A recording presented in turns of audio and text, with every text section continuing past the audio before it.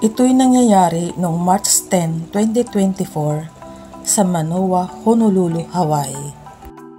Natagpuan ng mga pulis ang asawang babaeng si Naoko Uda, 48, ang panganay na anak na si Sakurako Uda, 17, Orion Uda, 12, at Nana, 10, na may saksak ng kutsilyo na lahat ay patay na, at napag-alaman na ang pumatay ay ang ama ng tahanan na si Paris Uda, 46.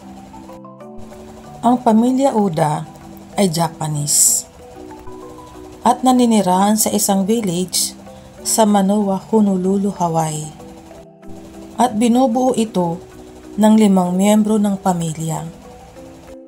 Sila ay masaya at may maayos na pamumuhay. Ang ama ng tahanan ay isang doktor sa chiropractor. Ito'y gumagamot sa pamamagitan ng hilot sa gulugod, kasukasuan, liig, ulo at iba pang karamdaman sa buto. Meron siyang isang clinic at siya ang nagmamay-ari nito, na siya ay clinic director. Dito niya nakikilala ang kanyang mga kliyente. Ang kanyang asawang si Naoko ay isang may bahay at minsan-minsan tumutulong din sa klinika. Ang kanilang anak na panganay na si Sakurako ay magtatapos na ng high school at pinag-uusapan na nila kung saan ito magkolehiyo, sa Hawaii ba o sa Amerika, na ang kukuning kurso ay nursing o chef. Sobra silang malapit sa isa't isa ng kanyang ina, na ang kanilang turingan ay magkapatid. Ang kanya namang kapatid na si Orion ay may pagkamakulit at may kapilihan na nagbigay sa kanilang tahanan ng saya. At ang bunsong si Nana ay masayahin at mahilig makipagkaibigan. Noong March 9, 2024, ang lahat ay nasa bahay lang. Walang pasok.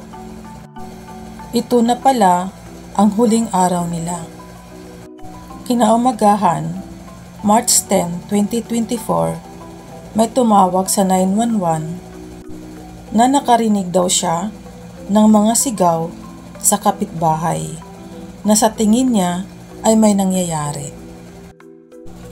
Agad pumunta ang mga pulis at nakarating sila ng 8 AM at nag-check sila kung may tao sa loob dahil nakalak sa loob. Tinatawag nila ito at walang sumagot, at nagtanong sila sa mga kapitbahay, wala rin itong alam, at di rin nagpakita ang tumawag. Naisip ng mga pulis, ito'y maling tawag, at bumalik na sila sa istasyon. Pagka alas 10 ng umaga, may pangalawang tawag na silang natanggap. Kaya nagmamadali na silang bumalik sa bahay ng mga Uda. At pagkarating nila, nakita na nilang nakatayo ang tumawag sa labas ng bahay.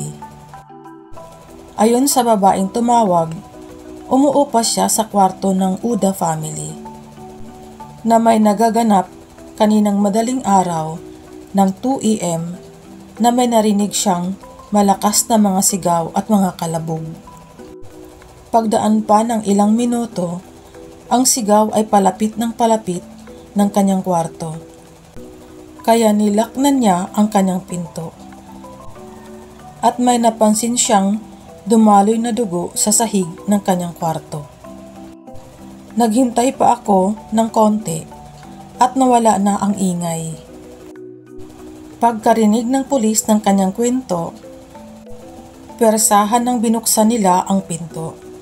At sa hallway ng kanilang bahay, lumantad ang kakilakilabot na patay na katawan ni Paris Uda, ang ama ng tahanan na may isang saksak ng kutsilyo sa kanyang dibdib.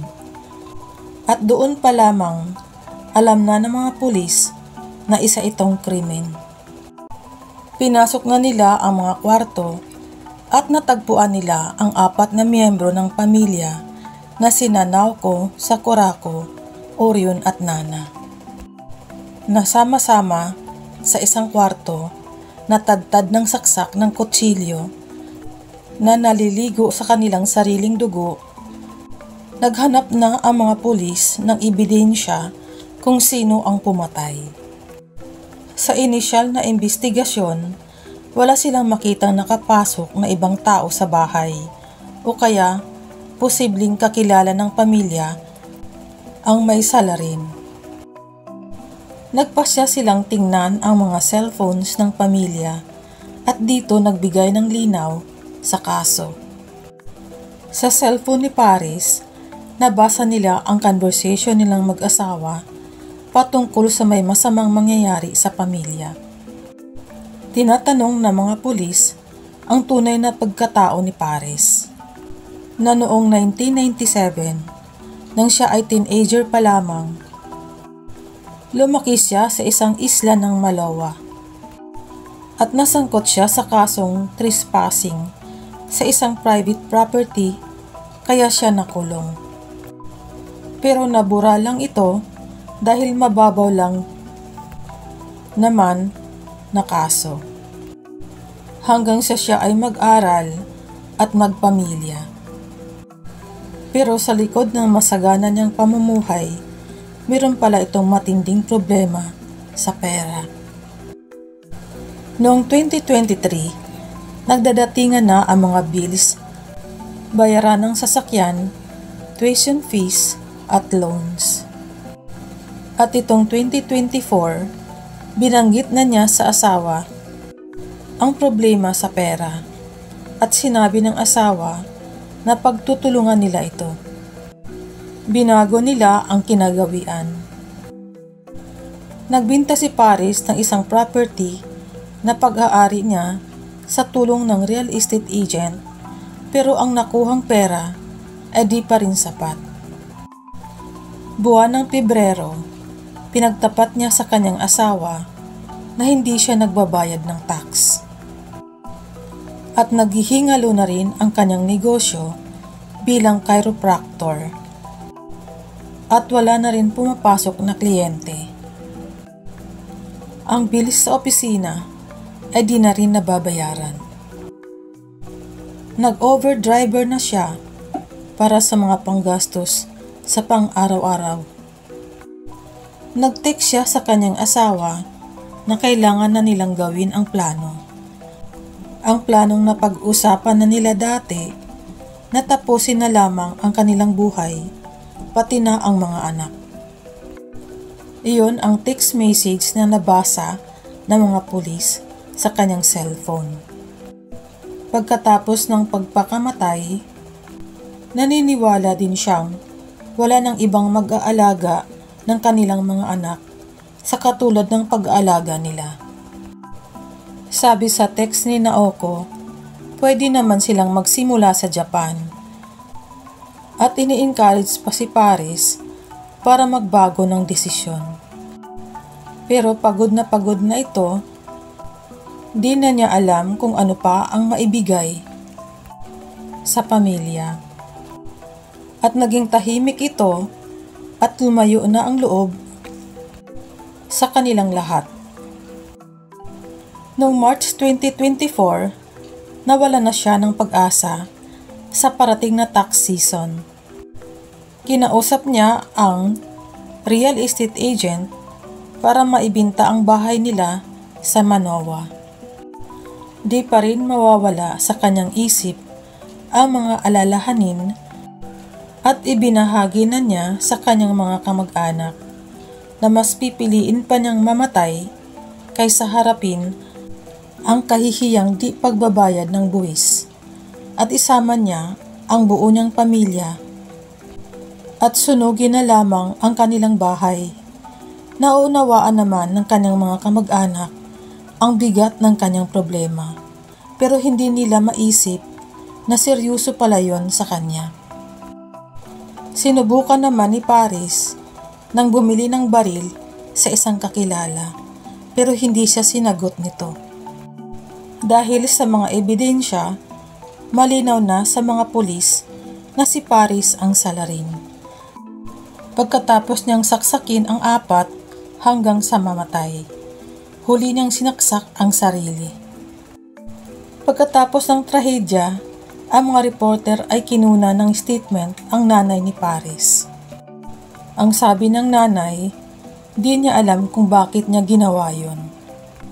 Ikinalulungkot ng aming pamilya ang nangyari. Noong March 26, 2024, nagsagawa sa YKK ng pagtipon-tipon para sa vigil at ipagduksa ang pagkamatay ng Uda family. Binubuo ito ng kanilang mga kaibigan, kliyente at kamag-anak, mga classmate ng mga bata. Nag-alok ang eskwelahan na pinapasukan ng mga bata ng libreng counseling para matulungan silang mag-cope up sa kanilang mga nararamdaman at emosyon. Ang isang anak na babae ni Paris na si Tauris Manzano na may isang apo na siya dito, sa una pa niyang nakarelasyon ay nag-set up ng GoFundMe page para sa funeral expenses. Libo-libong tao ang nag-donate at nakalikom sila ng malaking halaga ng panggastos. Sa pagkamatay ni Paris, sinara na nila ang kaso at wala ng paglilitis. Thank you for watching and please subscribe.